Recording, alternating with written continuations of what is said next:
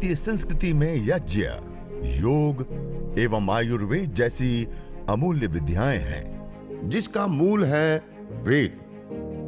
इतिहास की ओर दृष्टि डालें तो भगवान राम, भगवान कृष्ण से लेकर राजा महाराजाओं, ग्रामवासियों व अरण्यवासी ऋषियों की कुटियों तक नित्य व नैमित्तिक यज्ञों का प्रचलन देखने को मिलता है।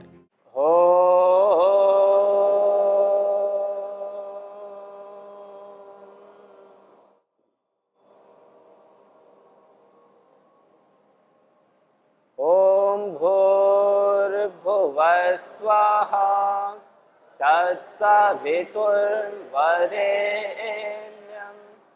भर्गो देवस्य धीमहि धियो यो नः प्रचोदयात्।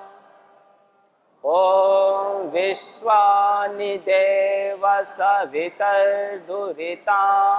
परासुवा यद्भद्रं तन्न आसुवा। ओम शांति शांति शांति। हम सभी इसलिए यहाँ पर उपस्थित हुए हैं कि हम यज्ञ तो करते हैं। कितने घरों में यज्ञ होता है नित्य प्रति? हाथ उठाइए। प्रतिदिन जिनके घर में हवन होता है, अग्निहोत्र, यजन, कुछ ही लोग हैं। तो हवन क्यों करना चाहिए?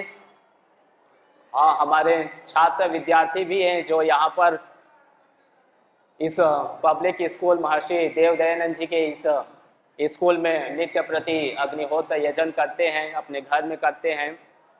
तो आप सभी के लिए एक बार अपने अपने लिए तालिका दान कीजिए।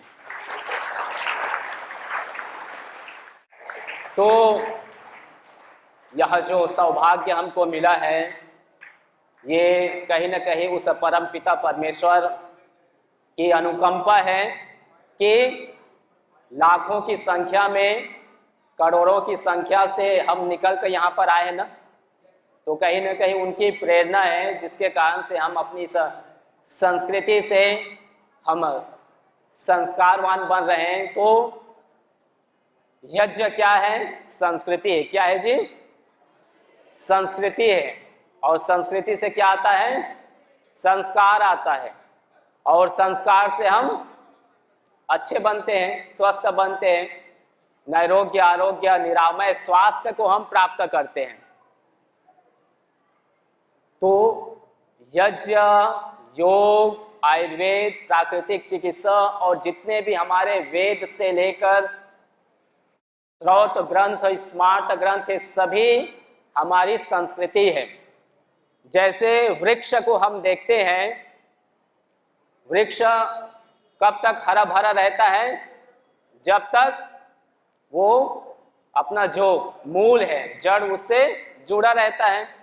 सामने देख रहे हैं ना, ये हरा भरा कब तक है? जब तक अपना जो मूल है, जड़ से जुड़ा है, तब तक वो फल देता है, छाया प्रदान करता है और दूसरों को सुगंध भी महकाता है। तो वैसे ही जब तक हम जड़ से जुड़े रहते हैं, जड़ क्या है? योग है। क्या है? योग, यज्ञ है, आयुर्वेद है, प्राकृतिक चिकित्सा है, वैदिक जो ग्रंथ है, वो सारे हमारा मूल है, रूट है। तो जैसे ही वृक्ष अपने रूट से, मूल से अलग हो जाता है, वृक्ष क्या होता है? फिर सूख जाता है। क्या हो जाता है? सूख जाता है। और सूखता है तो फिर किसी भी प्रकार से ना वो छाया प्रदान कर पाता है, ना वो फल दे पाता है, और ना वो दूसरों के लिए उपयोगी हो पाता है। तो वैसे ही जब हम अपने इस संस्कृति से, अपने इस मूल से जुड़े रहते हैं तब तक हम वृक्ष की भांति हरे भरे रहते हैं, तब तक हम दूसरों को छाया प्रदान करते हैं, दूसरों को हम सुख प्रदान करते हैं, दूसरों को हम सहयोग देते हैं, आनंद प्रदान करते हैं। जैसे ही अपनी इस संस्कृति से अलग होते हैं हम वृक्ष की भांति सूख जाते हैं।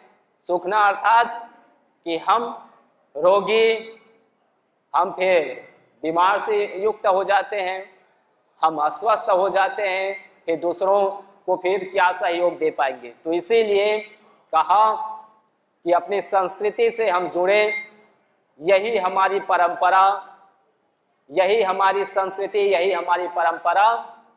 आओ मिले सब यज्ञ करें, यही हमारी पहचान। तो ये अलग अलग जो ऋषियों की गान है वो हमको इसलिए कहना पड़ा कि हम अपने संस्कृति से जुड़े। तो आते हैं यज्ञ। यज्ञ हम करते हैं ना, यज्ञ करते हैं, उसका क्या क्या लाभ है पता है? क्या क्या लाभ है? क्यों करते हैं हवन? पीछे विद्यार्थीगण हवन क्यों करते हैं जी?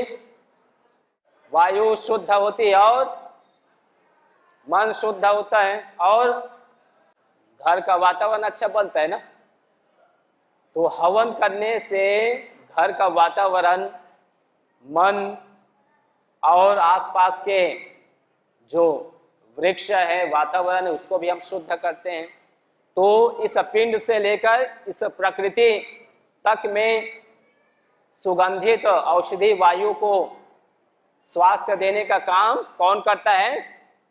हवन करता है। जो अभी हम करने वाले हैं, जो अभी हम प्रारंभ करने वाले हैं, उसकी महिमा हम समझेंगे, जानेंगे। तो यज्ञ हमारे साथ परंपरा के रूप में क्यों जोड़ा गया? हमारा शरीर किन तत्वों से बना है? 5 महाभूतों से बना है ना। पहला पृथ्वी, जल, वायु, अग्नि और आकाश। इन 5 महाभूतों से हमारा शरीर बना है और ये प्रकृति भी बनी है। तो 5 महाभूतों से जब शरीर बना है तो निरंतर 5 महाभूतों का उपयोग भी ले रहे हैं ना। धरती माता से क्या ले रहे हो आप लोग? क्या ले रहे हो? आश्रय ले रहे हैं ना। अभी कहाँ बैठे हो? धरती माता के ऊपर बैठे हैं। और जितने हम भोजन लेते हैं, अन्न लेते हैं, वो कहाँ से आता है? धरती माता से। तो धरती माता हमको अन्न प्रदान कर रही है, हमको आश्रय प्रदान कर रही है। फिर वैसे ही जल देव क्या दे रहे हैं? जल दे रहे हैं ना। वायु देव, अग्नि देव और आकाश देव। आकाश दे रहे हैं, खुला मंच जिसके कारण से भवन बना पा रहे हैं, यहाँ बैठे हैं, यहाँ पर आ पाए। तो 5 महाभूतों का उपयोग प्रत्येक मनुष्य ले रहे हैं कि नहीं ले रहे हैं? ले रहे हैं ना। और ये जब मनुष्य की उत्पत्ति हुई, सृष्टि का प्रादुर्भाव हुआ, तब से चालू है कि नहीं है? तो ये पहले भी कर रहे थे, अभी भी कर रहे हैं और आगे भी करते रहेंगे। उपयोग हम लेते रहेंगे। तो ले रहे हैं और क्या कर रहे हैं? छोड़ भी रहे हैं ना।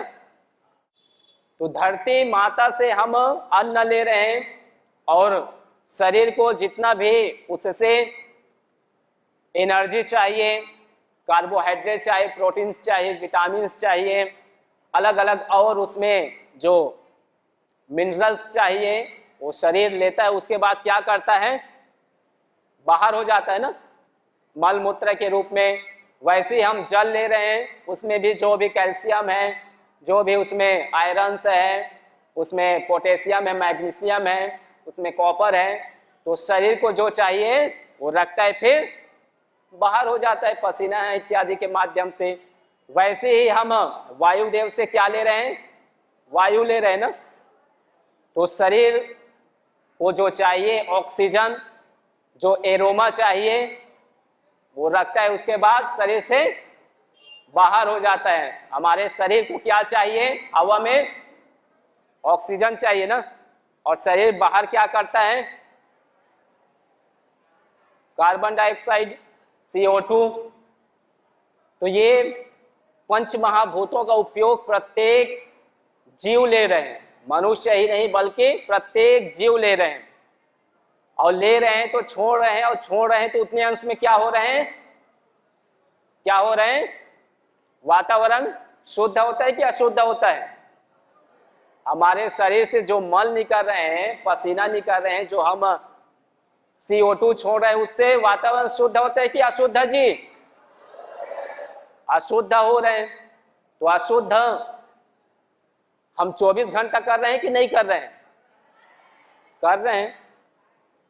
हम निरंतर श्वास ले रहे हैं ना, इनहेल एक्सहेल कर रहे हैं, तो निरंतर ले रहे हैं और छोड़ रहे हैं, और छोड़ रहे हैं तो वातावरण अशुद्ध हो रहे हैं।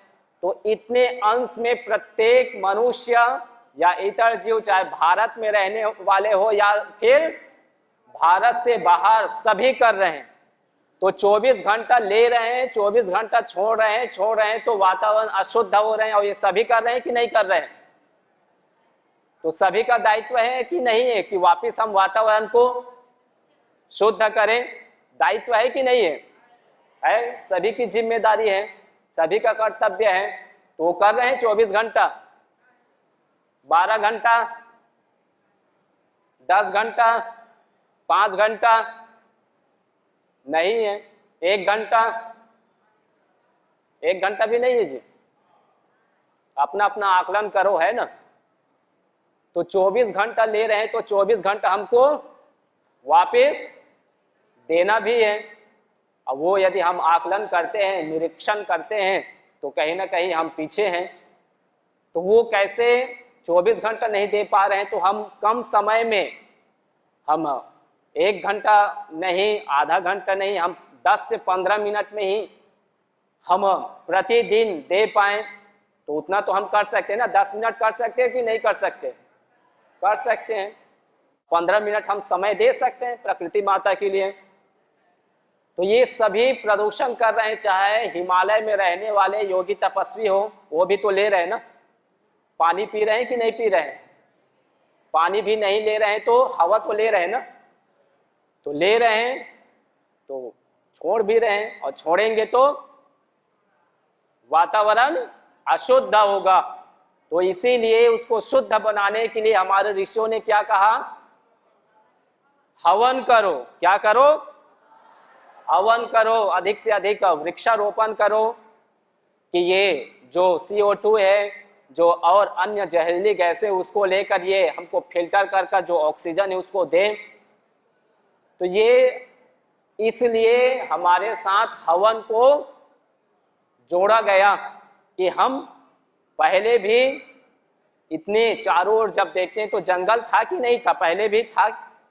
जब मनुष्य की संख्या कम थी तो प्रदूषण भी कम था, तो उस समय भी तो हवन करते थे ना। तो क्यों करते थे? इसीलिए कि हम 24 घंटा ले रहे हैं तो 24 घंटा वापस दें। और वो किससे हो सकता है? हवन के माध्यम से हो सकता है, वो यज्ञ अग्निहोत्र के माध्यम से हो सकता है। तो ये हमारे ऋषियों ने बताए हैं। सबसे अधिक किसी की चर्चा हमारे वेद से लेकर उपनिषद, रामायण, महाभारत और श्रीमद् भगवद गीता, मनुस्मृति, अन्य जितने भी संस्कृत साहित्य हैं, सबसे अधिक दर्शन आदि है, आयुर्वेद के ग्रंथ है, तो उसमें चर्चा आई है। तो किसकी आई है? हवन की आई है, अग्निहोत्र, अग्नि की आई है। इसीलिए एक प्रसंग भी आता है कि सर्वप्रथम किनकी पूजा होनी चाहिए? सर्वप्रथम किनकी पूजा होनी चाहिए? तो दो है, एक जल देव और दूसरा है वायु देव। दोनों में तर्क वितर्क चलता है कि पहली पूजा किनकी होनी चाहिए। दोनों कहता है क्रमशः कि पहली मेरी पूजा होनी चाहिए, दूसरा कहता है कि मेरी पूजा होनी चाहिए। तो जल देव कहता है कि मैं धरती के अंदर भी हूं, बाहर भी हूं और अंतरिक्ष में भी हूं, आकाश में भी हूं। तो पहली पूजा किनकी होनी चाहिए? वायु की, क्योंकि वो सर्वत्र है ना, नीचे भी समुद्र है और ऊपर भी समुद्र है कि नहीं है, जो नीला दिखता है वो पूरा समुद्र है जल का। तो वायुदेव कहता है कि अच्छा ये बताओ कि जितने भी संसार में चलायमान हैं वो सब किसके आधार पर चल रहे हैं? हवा, श्वास ले रहे हैं ना। 1 मिनट नाक बंद कर देखो, कर सकते हैं क्या? पता चल जाएगा। तो जितने भी पेड़ पौधे, मनुष्य, जितने भी जीव हैं, सबको प्राण देने वाला कौन है? वायुदेव है ना। यदि एक क्षण के लिए रुक जाए, आप स्वयं अनुभव करो, एक क्षण यदि हमको श्वास न मिले तो कैसे प्रलय आ जाता है। तो सबको प्राण देने वाला कौन है? वायु है। तो पहली पूजा किनकी होनी चाहिए? वायु। तब जलदेव कहता है कि अच्छा ये बताओ, जब तुम प्रदूषित हो जाते हो, आज हवा क्या होती जा रही है? दूषित होती जा रही ना धीरे धीरे, अब शहरों से गांव की ओर। क्यों? क्योंकि चारों ओर अब विकास के नाम पर विनाश होते जा रहे हैं, क्योंकि प्रकृति का दोहन हो रहे हैं। जो 33% जंगल होना चाहिए वो आज 19% में आ गया है। और इतनी जनसंख्या है, इतने जगह जगह व्हीकल्स चल रहे हैं, पावर प्लांट्स, फैक्ट्रियां, मोबाइल हम यूज कर रहे हैं अलग अलग, और जो है इलेक्ट्रोमैग्नेटिक जो ये रेडिएशन निकल रहे हैं, तो ये भी एक बहुत बड़ा रोगों का, प्रदूषण, एयर पोल्यूशन का, अन्य और बहुत सारे है, उसका कारण है। तो जब वायु प्रदूषित हो जाती है, अपने आप को शुद्ध नहीं कर पाती, तो उसको शुद्ध कौन करता है? कौन करता है? जल देव करता है। कौन करता है? बारिश होती है ना, तो बारिश होती है तो जितने भी धूल गाड़ियों से उड़कर अलग अलग जो धातुएं हैं या फिर जो जहरीली गैसें हैं, टॉक्सिस, जो जिसमें SO2, NO2, CFC जैसे CO हाइड्रोकार्बन्स हैं, तो ये जितने भी टॉक्सिक गैसेज हैं ये सब वातावरण में घुल जाता है। तो उसको वापस नीचे लाने का काम कौन करता है? जल करता है ना, शुद्ध बनाने का। तो असमर्थ को सामर्थ्यशाली बनाने का काम कौन करता है? जल देव करता है। तो जो हवा प्राण दे रही थी वो प्राण हरने वाली बन जाती, उसको पुनः प्राण देने वाली कौन बनाता है? जल देव बनाता है। तो बड़ा कौन हुआ? पहली पूजा जल देव की होनी चाहिए। तब वायुदेव कहता है कि अच्छा ये बताओ, जल का फार्मूला क्या है जी? वो किसका भाग है? हवा का है ना। H हाइड्रोजन गैस है, O ऑक्सीजन जो मॉलिक्यूल्स है उसका, वो भी ऑक्सीजन हवा है। तो ये दो हवा आपस में, दो गैस आपस में मिलकर क्या बन जाता है? लिक्विड में आ जाता है। उसको जमाए तो सॉलिड में आ जाता है, बर्फ में। तो जो जल बनता है वो किससे बनता है? हवा से बनता है ना। तो जनक कौन है? हवा है। निर्माता कौन है? हवा है। तो जो जनक होता है, निर्माता होता है, वो बड़ा होता है कि छोटा होता है? तो पहली पूजा किनकी होनी चाहिए? वायुदेव की। तो इस प्रकार से दोनों में तर्क वितर्क चलता रहता है। जब समाधान नहीं मिलता है ना, तब ये दोनों चल पड़ते अग्निदेव के पास कि हे अग्निदेव, अब आप ही कोई समाधान, निर्णय निकालिए कि हम दोनों में पहली पूजा किसकी हो। तो दोनों चल पड़ते हैं और निवेदन करते हैं कि अब आप ही समाधान बताएं कि पहली पूजा हम दोनों में किनकी हो। तो अग्निदेव कहता है कि ना पहली तुम्हारी पूजा, ना पहली तुम्हारी पूजा। पहली पूजा किनकी? मेरी। अग्निदेव कहता है कि पहली पूजा मेरी होगी। वे दोनों तो समाधान के लिए गए थे। अब इन दोनों को ही तुच्छ बताकर, छोटे बताकर बड़ा कौन बन गया? अग्निदेव। तो अब इनसे तर्क मांगता है। तो अग्निदेव अपना तर्क देता है कि अच्छा ये बताओ, जो सूखी लकड़ी है ना, सूखी लकड़ी में जलदेव को पूछता है वायुदेव को कि ये बताओ कि इसमें क्या तुम प्रवेश पा सकते हो। तो सूखी लकड़ी में हवा जा सकती है क्या? जा सकती है जी? नहीं जा सकती। जल देव को पूछते हैं तो जल जा सकता है क्या? चला जाता है ना। आप पानी में लकड़ी डालो तो गीली हो जाती है ना, भीग जाती है लकड़ी, तो जल देव तो चला जाता है। तब दूसरा वो अपना देता है तर्क कि अच्छा ये बताओ, जो ठोस लोहा है ऐसा मजबूत, इसमें पानी जा सकता है क्या? जा सकता है, बिना कोई इसमें होल छेद किए बिना। हवा जा सकती है? नहीं जा सकती। तब अग्निदेव कहता है जहां तुम दोनों की पहुंच नहीं वहां मेरी पहुंच है। इसीलिए हर जगह किसकी पहुंच है? अग्नि की। आप यहां पर अग्नि रखो, तुरंत अग्नि इसके एक एक सेल्स में, एक एक इसके जो एटम है वहां तक पहुंच जाता है। पहुंचता है कि नहीं? पहुंच जाता है। आप जितने भी देखो, जो भी लोहा है, ठोस चीज है, तो लोहे के साथ साथ हर जगह अग्नि विद्यमान है कि नहीं है? हवा में है कि नहीं है? पानी में है कि नहीं अग्नि? है। आप देखते हैं बिजली गिरती है कि नहीं गिरती? पानी जब आपस में टकराता है, बिजली उत्पादन भी कर रहे हैं, अलग बहुत सारे डैम बनाकर। हवा में भी है तो पवन चक्की आप सुनते हैं। तो इसलिए अग्नि हर जगह क्या है? विद्यमान है। तो इसलिए प्रथम पूजा किनकी होनी चाहिए? अग्नि की। न जाने कितनों ने आहुतियां दी इन अमित्र रोगों के संतापों से, है वर्तमान भी आज दुखित, न पूछो भविष्य के प्रकोपों से। प्रत्युष पावनी होती जहां यज्ञानुष्ठान घर आंगन में, वहां मनुष्येतर सब झूमते शांति भरे सुख आनंद से। इदम हवीर यातो धाना नदी फेना इमाम वहत। अर्थात जैसे नदी का जल जाग को बहा ले जाता है, वैसे ही यज्ञ में आहूत की हुई हवि सभी प्रकार के रोग, दोष, ताप, संतापों को वैसे ही बहा ले जाती है जैसे नदी। जागो। हम यज्ञ में आहुति देते हैं ब्रह्म वर्चस्तेज की प्राप्ति के।